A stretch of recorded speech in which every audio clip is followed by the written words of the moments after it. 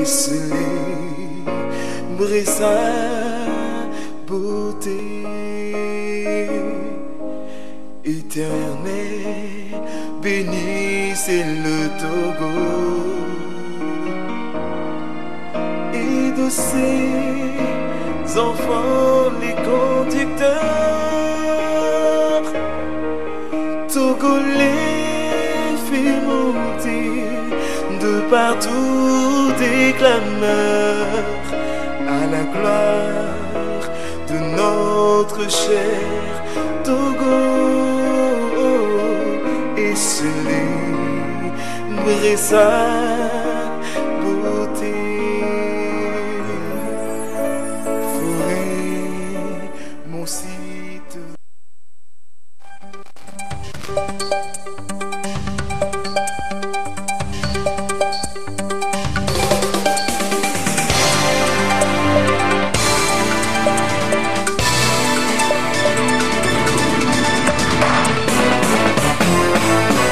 La TVT au cœur de l'information.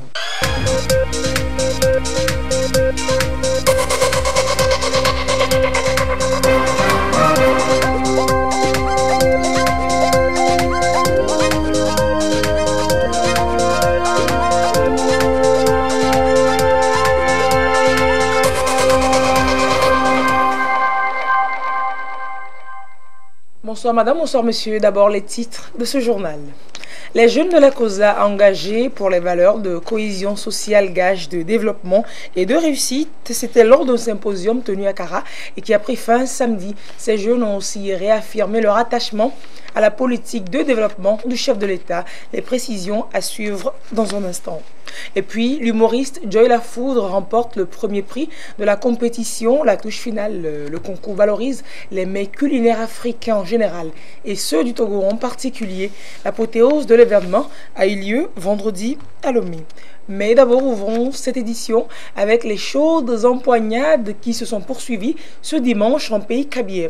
Les Evalas de Chichao ont lutté pour le compte des demi-finales. La première a mise en arène sur le terrain de Kazangabiou, Fatou et Bou. Score final 40 contre 25 pour Bou.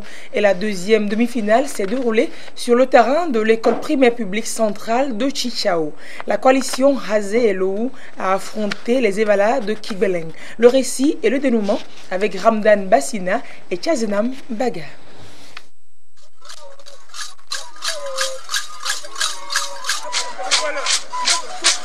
C'est une étape importante dans la vie du jeune Kabylie. Lutter pour se tailler une place au sein de sa société, appartenir à une génération et pour l'honneur de sa famille.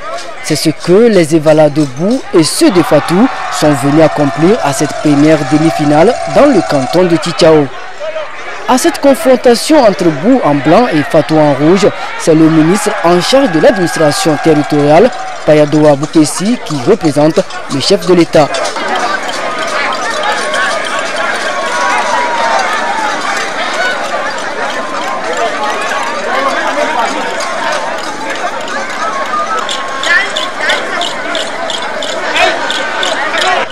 Les luttes Evala en pays Kabylie sont un patrimoine culturel légué de génération en génération. Et ces jeunes qui s'empoignent ont l'impérieux devoir de le conserver. Au terme des empoignades entre Fatou et Bou, ce sont les Evalas de Bou en blanc qui l'emportent par 40 victoires contre 25.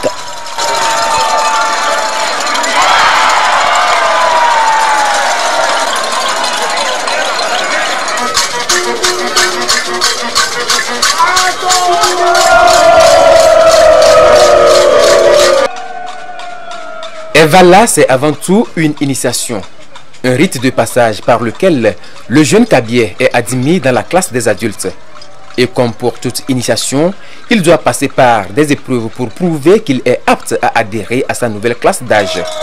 L'Obié, ou la lutte, est l'une de ces épreuves.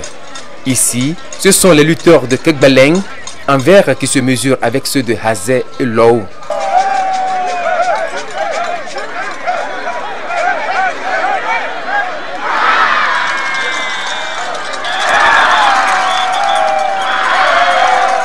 C'est la force, l'endurance et la technique qui sont mises en exergue. Il s'agit pour les aînés de tester l'aptitude du jeune lutteur Evalo à défendre et à protéger sa communauté. Il est aussi évalué sa discipline à travers sa capacité à assimiler et à appliquer la stratégie du groupe. Il s'agit pour les aînés de forger la force de caractère du jeune Kabyé qui vit dans un environnement où il est appelé parfois à faire face à l'adversité. Et comme toute compétition, il faut désigner un vainqueur. Pour cette deuxième demi-finale, les Evala de Hazé Lou ont été les meilleurs. Ils gagnent leur congénère de Kegaleng par 8 points contre 20. La finale dans ce canton, c'est ce lundi. Et l'on reste à Kara où le clap de fin a été donné sur le symposium des jeunes de la COSA.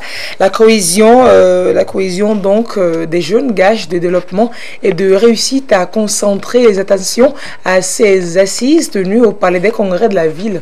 Occasion pour les jeunes de la COSA d'évoquer la situation socio-politique du pays et de réfléchir ensemble à comment contribuer à l'émergence du Togo. Ils ont réaffirmé par la même occasion leur attachement à la politique de développement en cours au Togo. Et les assises ont été présidées par le ministre de l'administration territoriale, Payadoa Boupessi, qui représentait le chef de l'État. Le résumé des travaux avec Chazenam Mbaga.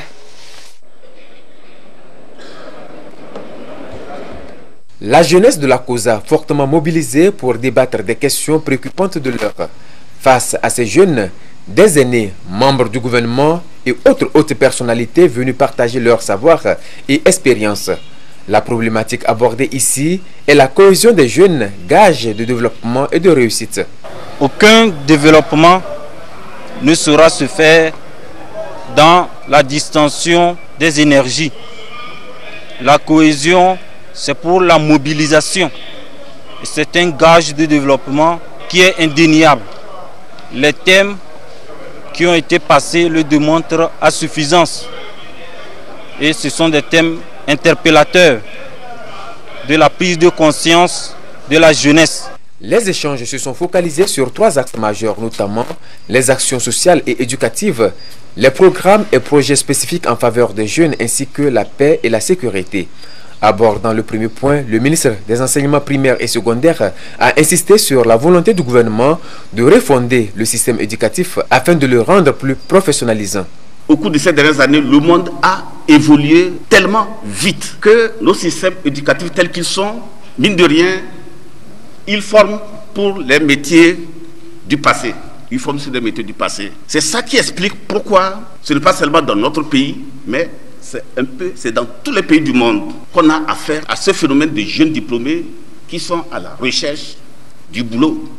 Alors que parallèlement, lorsque on fait des recherches sur le net, on va sur des sites d'offres d'emploi, il existe des offres d'emploi sans preneur parce que les compétences recherchées n'existent pas sur le marché. Je voudrais vous rassurer que une des missions du gouvernement aujourd'hui, c'est de procéder à ce que l'on appelle une espèce de refondation de notre système éducatif en vue de vous permettre d'être des citoyens du monde d'aujourd'hui, des citoyens qui auront la possibilité de vivre et de travailler en participant bien entendu au développement de notre pays. La question des programmes, des projets initiés par le gouvernement en faveur des jeunes a été développée par le ministre en charge de la communication. Il a souligné l'importance de l'artisanat comme pourvoyeur d'emplois et créateur de richesses. Il s'est aussi appesanti sur les nouveaux métiers, un secteur jusqu'ici peu exploré. Il y a des métiers que vous n'avez pas encore imaginés. Tous les métiers du monde numérique, du monde digital.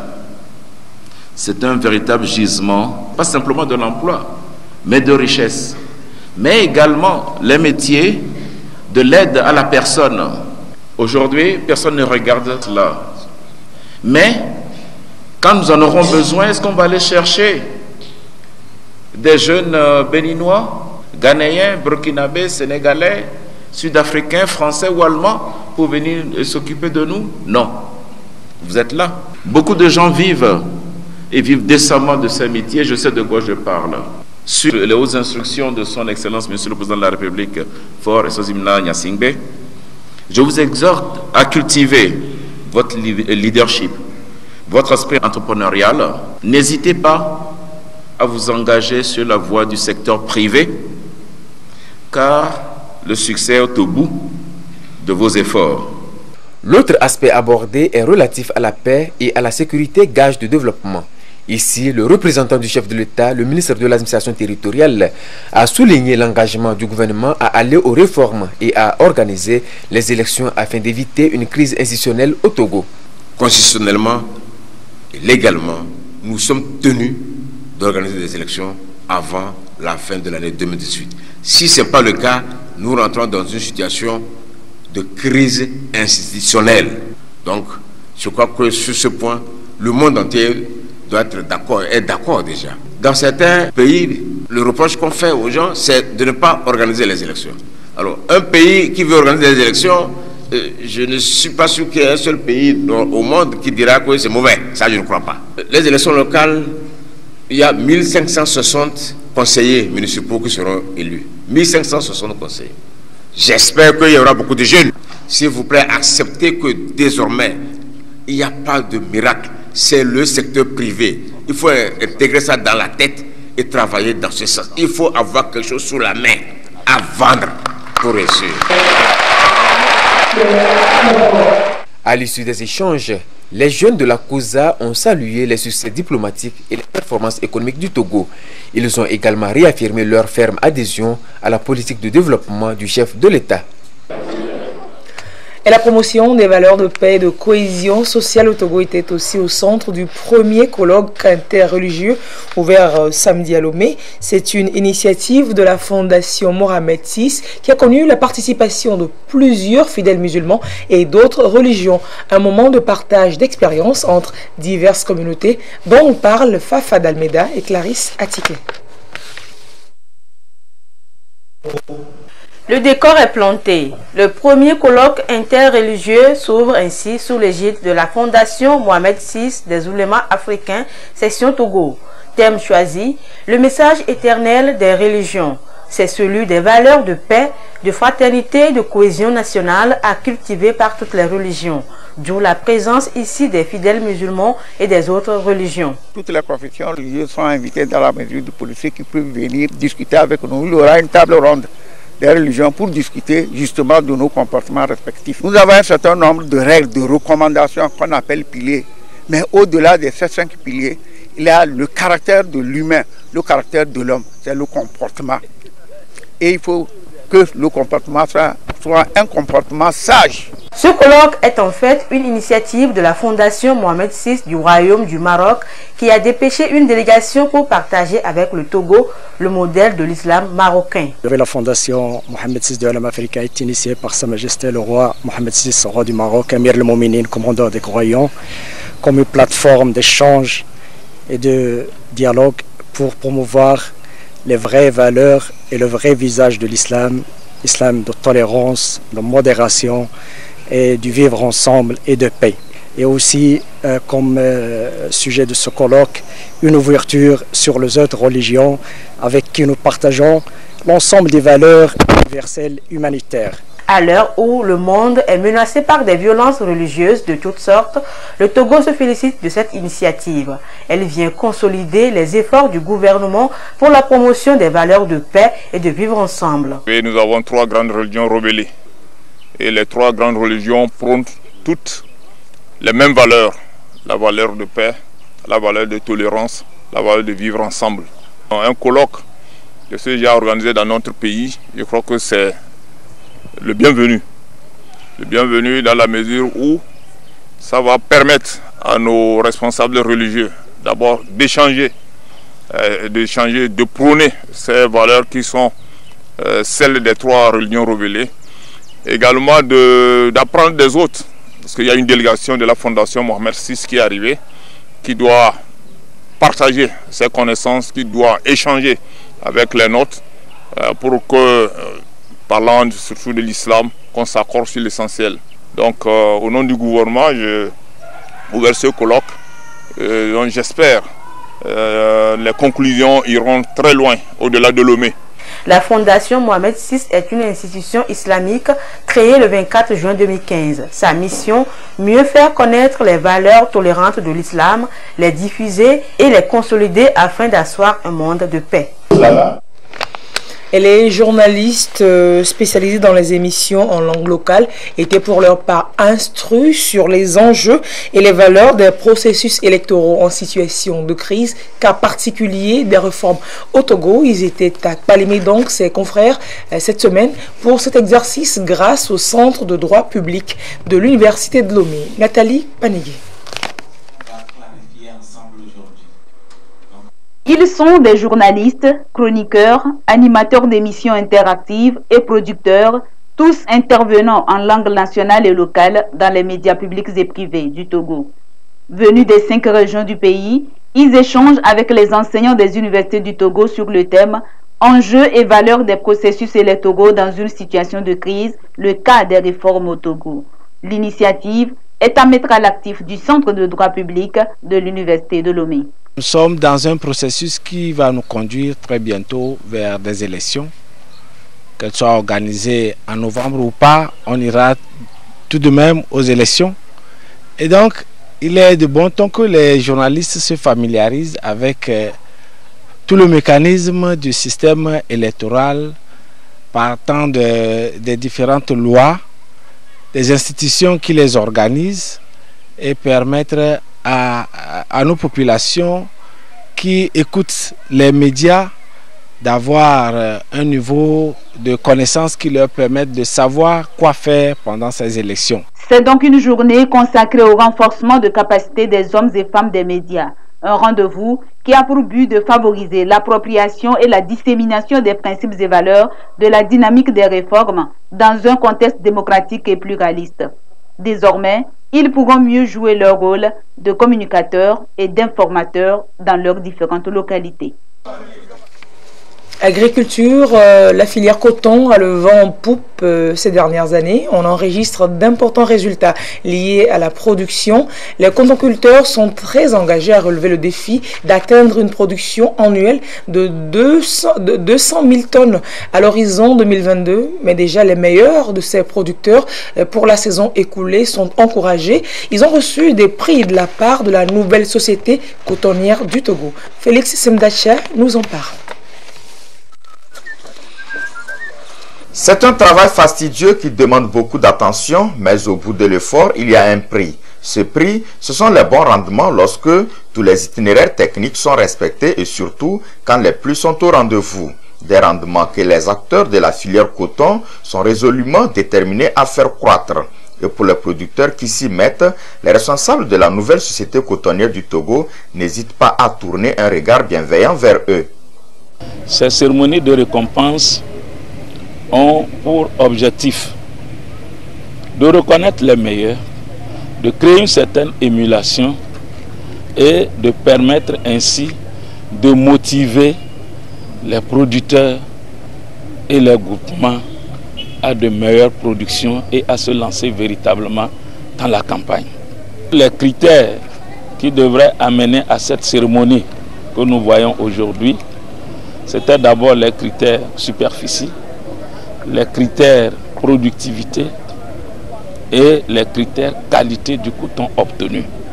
Pour obtenir de bons résultats, chaque acteur a mis du sien. Toutefois, la Fédération nationale des producteurs de coton apprécie à sa juste valeur le geste des responsables de la NSCT. La production cotonnière avait eu des problèmes. Dans le passé, il y a eu découragement total. Et avec notre sensibilisation, notre remobilisation, certains producteurs sont revenus. Et dans cette logique, nous avons proposé qu'il y ait des gestes incitatifs pour ramener le reste des producteurs qui hésitent jusqu'alors à reprendre la production. Au nom de tous les producteurs du Togo, je voudrais sincèrement remercier le gouvernement, la NSCT, le conseil d'administration de la NSCT et tous les acteurs. Pour tout ce matériel qui récompense les producteurs méritants, quelques 150 millions de francs CFA ont été mobilisés. En dehors des producteurs, les récompenses et distinctions sont allées aux autres composantes qui accompagnent la relance de la filière cotonnière, en l'occurrence les chefs traditionnels et les transporteurs.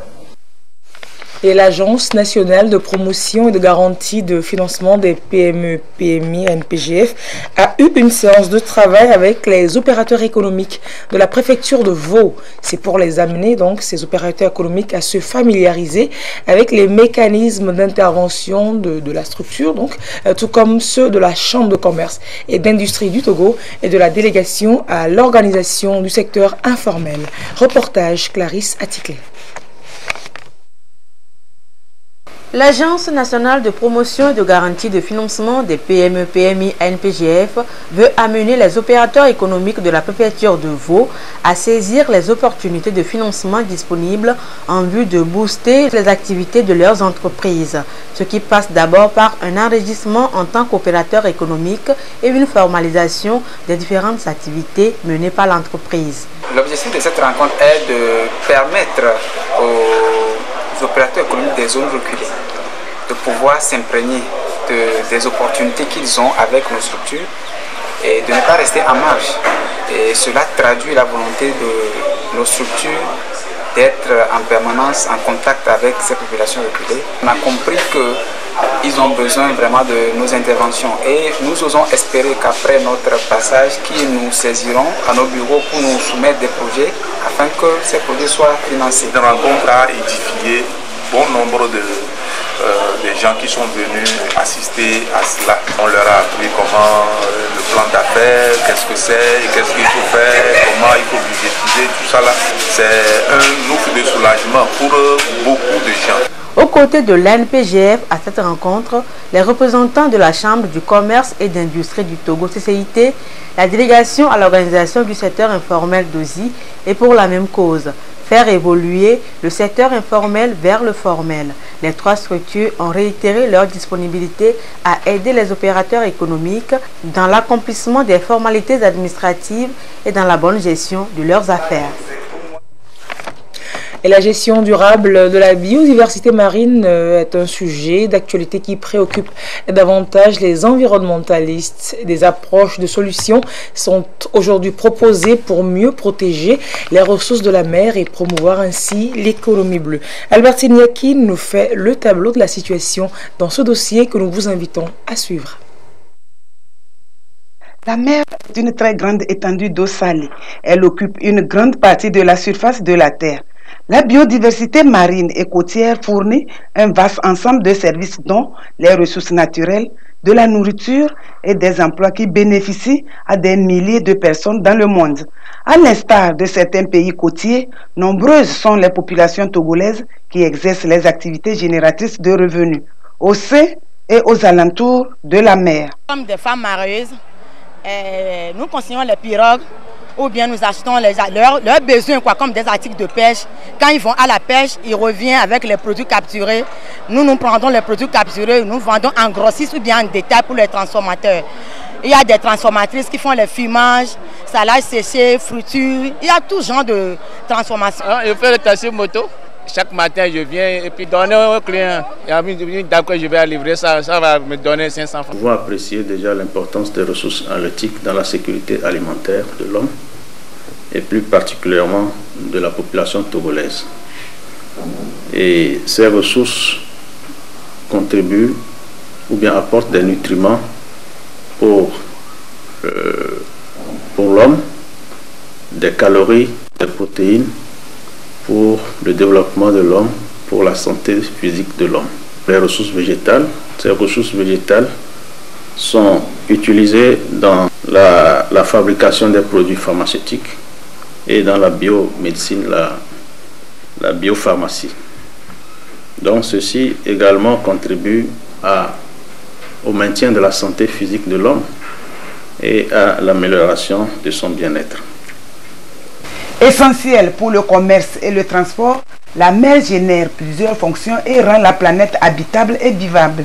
Elle constitue une ressource vitale mondiale et un élément clé pour un développement durable. Nous savons que ces ressources végétales contribuent efficacement à l'absorption du dioxyde de carbone, du CO2 et à la régulation donc, par l'évapotranspiration. Nous comprenons donc l'importance des ressources marines dans la vie de l'homme, donc notamment par le maintien de sa santé physique, l'absorption de nutriments d'origine animale et le traitement de certaines maladies par l'absorption des produits pharmaceutiques et d'origine végétale.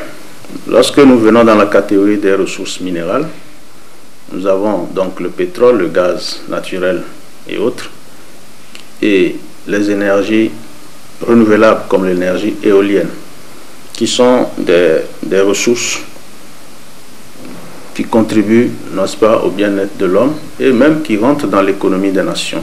L'exploitation des ressources marines pour l'équilibre de l'écosystème maritime doit tenir compte de l'environnement afin d'éviter les menaces croissantes de la surpêche. Quand les pêcheurs partent pour la pêche, ils achètent leur nourriture.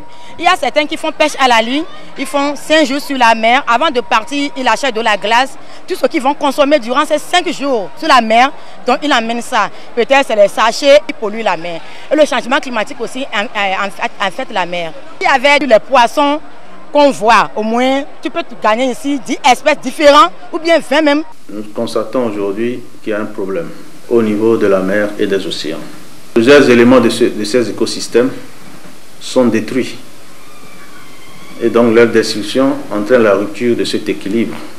Nous prenons le cas de la mangrove qui, il y a 20 ans, couvrait une superficie de 2500 hectares au Togo, mais aujourd'hui cette mangrove ne couvre que 500 hectares. Et le rôle de la mangrove, ça constitue un habitat pour la faune et la flore, aide à la protection de l'océan, à la séquestration du carbone et à la protection contre les vagues et les tempêtes. La mer est une composante fondamentale de l'écosystème terrestre. Les personnes qui vivent à proximité des côtes dépendent des ressources marines et côtières pour subsister. L'importance des mers dans la vie quotidienne des individus est capitale. Les populations du monde entier devront mener des projets de gestion durable. Et le mouvement des femmes pour unir s'inscrit également dans cette logique, dans cette dynamique de protection de l'environnement. Le MFU poursuit son opération de mise en terre de plants sur l'étendue du territoire. La délégation était à la Maison des femmes à Agny et dans les plateaux cette semaine pour cet exercice. On voit cela avec Sylvain Abouzou. Selon le bureau du mouvement des femmes pour unir Union pour la République, environ 8000 plants vont être mis en terre sur toute l'étendue du territoire national dans le contexte de sa campagne de reboisement dénommée « À l'ombre de Unir ». C'est à cette fin que cette opération est ici menée à la Maison de la Femme à Agny. Ici, plusieurs plants ont été mis en terre, dont les kayas. Une manière pour le MFU d'amener toutes les femmes à se prêter à cet exercice pour accompagner le gouvernement dans ce processus, celui de renforcer le couvert végétal au Togo. C'est une campagne qui est lancée sur tout le territoire national et chaque préfecture est invitée à mettre sous terre des plans pour que demain le signe du parti Unir soit un peu partout sur le territoire togolais, qui prennent racine vraiment dans notre terre togolaise. À chaque fois qu'on coupe un arbre, il faut remettre un autre plan à la place pour que demain ce plan-là devienne un arbre pour la protection de l'environnement. Nous sommes aujourd'hui ici pour que toutes ces femmes-là se reconnaissent dedans pour un combat contre la destruction de l'environnement aussi. Il s'agit également pour le MFU de restaurer cet espace qui va permettre aux femmes de se retrouver pour réfléchir sur les actions de développement socio-économique. L'opération consiste aussi à inciter les uns et les autres à œuvrer à la protection de l'environnement et lutter efficacement contre les changements climatiques au Togo. Après la rénovation des centres de lecture et d'animation culturelle, il faut les doter d'équipements adéquats au bénéfice des populations dans les différentes villes. Le ministre Guy Madjé Lorenzo des Arts et de la Culture poursuit également sa tournée de remise de biens culturels dans les différents claques. Il était à Sotoboy Chamba cette semaine avec les partenaires qui accompagnent le Togo sur ce projet, la marque Bojuna. Les claques, centres de lecture et d'animation culturelle de Sotoboy et de Chamba ont été rénovés pour le développement culturel des populations des deux localités. équipés de romans, de bandes dessinées pour enfants et adultes, de postes téléviseurs, de décodeurs, des tablettes, d'appareils photo et des jeux. Ces claques ont été remis aux bénéficiaires, occasion présidée par le ministre de la Communication, de la Culture, des Sports et de la Formation civique. Guy Madje Lorenzo a relevé la vision du gouvernement dans la création de ces centres. Pour le gouvernement et le chef de l'État, son Excellence M. Faure Essozimna Gnassingbé, les jeunes, en tant que prunelles de notre nation, doivent bénéficier d'une éducation de qualité pour être à même d'affronter les plus grands défis de notre temps et être par conséquent utiles au pays. Les CLAC y contribuent au travers de ce programme de lecture publique que notre partenaire, l'Organisation internationale de la francophonie, nous a aidé à mettre en place depuis une vingtaine d'années. Avec le renouvellement de leurs fonds documentaires, informatiques et audiovisuels, nous avons entamé leur modernisation en tant que centre numérique capable de permettre de jouer efficacement le rôle des centres culturels de proximité qui est leur vocation initiale et fondamentale. Véritables outils de développement au service de toutes les couches socio-économiques, ils ne sont pas de simples bibliothèques. C'est pourquoi, avec le gouvernement et les partenaires, nous travaillons sans relâche à en faire des centres incontournables de la vie à l'intérieur du pays. Cette rénovation exécutée par la mairie des communes de Soutbois et de Tchamba a été appuyée en matériel didactique par l'Organisation internationale de la francophonie à travers le bureau régional pour l'Afrique de l'Ouest, BRAO. Nous travaillons aussi avec le siège sur l'équipement de CLAC en matériel informatique, de tablettes et en matériel audiovisuel. Donc c'est tous ces équipements nouveaux qui font que nous parlons de centres de lecture de deuxième génération. Les centres de lecture et d'animation culturelle de Soutbois et de Tchamba sont des atouts permettant l'épanouissement culturel de la jeunesse. C'est avec joie que nous recevons tous ces livres.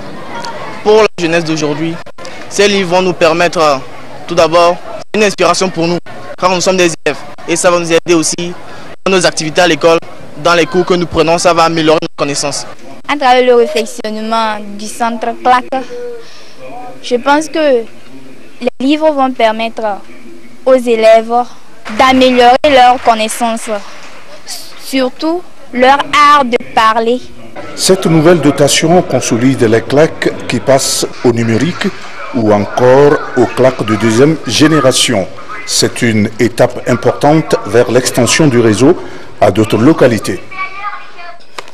Et l'actualité cette semaine, ces jours-ci au Togo, ce sont les luttes traditionnelles et initiatiques en pays kabyé. Nous vous rendions compte en début de journal des demi-finales qui se sont disputées ce dimanche dans le canton de Chichao. Et là, nous vous proposons de voir le processus de préparation auquel les Evalas sont soumis avant d'arriver dans les arènes.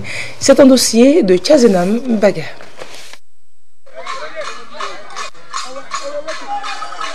Quand les Aboulais ou aînés sortent, c'est que l'heure est grave. Le village de Kegbeleng affronte ses rivales de toujours, Hazé et Lou. C'est un grand jour et il faut mobiliser la population autour de ces braves lutteurs. Ceux-ci, depuis la veille, sont campés dans un sanctuaire appelé Ahoyo pour les derniers préparatifs. Ahoy étant un lieu sacré, il nous a été interdit de nous approcher. Mais de loin, on peut apercevoir ce qui se passe. Quand nous allons sur la rue, ce que nous faisons la tradition que moi-même j'ai suivi avant que je ne finisse au lieu d'être encadreur. On les transmet notre connaissance, on les conseille. Comment, quand tu trouves ton adversaire, comment il faut prendre ton adversaire d'abord. Mais avant ça, il y a des semaines que nous faisons. De 16h jusqu'à 4h du matin, c'est des semaines que nous faisons. Et nous les encadreurs, on est obligé d'être à côté d'eux parce que demain, ils prendront notre place. Transmission de techniques et de savoir. Ahoyo, c'est aussi une école de vie pour les Evalas qui se préparent à prendre des responsabilités dans la société. Nous autres, on fait la tradition, chacun n'a qu'à connaître son rang. Et vous connaissez que quand tu sors, quand tu vois ton frère, tu vois ton chef, tu dois le respecter. Ce qui veut dire que quoi? Le respect avant tout. Comment il y a le respect sur la rue, c'est comme ça qu'il y a le respect aussi dans la maison, c'est comme ça qu'il y a le respect aussi à l'école, c'est comme ça qu'il y a le respect aussi dans les services, c'est comme ça aussi le respect dans ton entreprise. Pendant que les Evalas sont encore dans le sanctuaire, une équipe des Agolais se rend sur le terrain. Ces Agolais vont préparer et sécuriser la reine. C'est tout à fait normal parce que c'est bien vrai de les voir là-bas parce qu'il se peut que là-haut, ces enfants ou ces petits frères doivent lutter. Là-bas, l'emplacement n'a pas été arrangé. Il faudrait que s'ils vont là-bas, qu'ils s'arrêtent les hommes qui sont comme ça. Il y a des trucs parce que c'est glissant. Si ce n'est pas bien, ils puissent arranger pour éviter à ce qu'ils soient perdants. Une fois le terrain sécurisé, les Evalas peuvent sortir du sanctuaire. Le cortège est mené par ce tout petit garçon, suivi de près par le porte-étendard. Ils attendent dans un buisson tout près du terrain avant le début des luttes. Leurs adversaires du jour attendent aussi de l'autre côté de l'arène. Bon, la préparation a été commencée depuis 5 heures. On s'est entraîné beaucoup sur les tactiques. Normalement, un évalu ne doit pas manquer des techniques quand ils sont sur le terrain. Toutes ces techniques ont été apprises par nos grands frères aussi, lutteurs. Bon, face à ces choses, on s'est organisé pour affronter ceux de Kebalang. Chaque année, ils nous gagnent, mais cette année, nous sommes sûrs de les gagner. En attendant la lutte proprement dite, ce sont les Agolais qui rivalisent de chant et de danse dans l'arène, histoire de déstabiliser l'adversaire. Cette rivalité n'est que passagère. Une fois la lutte terminée, tout redevient normal et la coexistence pacifique reprend ses droits. Et la TVT vous fait vivre donc cette fête, les différentes étapes de cette fête. Merci pour la confiance. Vous serez en compagnie à 22h30 en compagnie de Adolphe Paka qui a dû lutter il y a de nombreuses années déjà pour passer à l'âge adulte en PKB. Très belle soirée et très belle nouvelle semaine en compagnie donc de nos programmes. Au revoir et à très bientôt.